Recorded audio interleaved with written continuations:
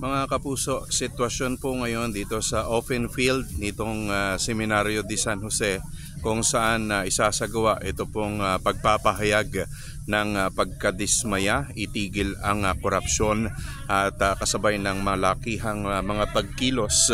ng mga Pilipino kontra korupsyon ngayong araw na ito at sa buong halos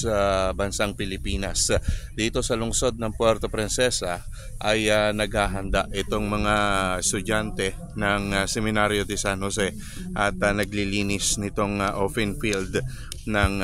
Seminaryo de San Jose dito sa bahagi ng Barangay Tinigiban para sa magiging programa mamayang hapon at itong ay tinawag na pagpapahayag ng pagkadismaya, itigil ang korupsyon dahil na rin sa mga naglalabasang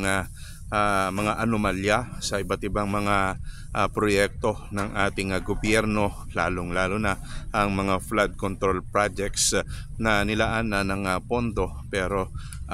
napunta lang sa wala at napunta lamang sa bulsa ng iilan mga opisyal, mga taga DPWH at mga kontraktor. So mamaya mga kapuso, mga alas 4:30 ng hapon ay magtitipon-tipon dito sa bahaging ito ng Seminaryo de San Jose sa Barangay Tinigiban ang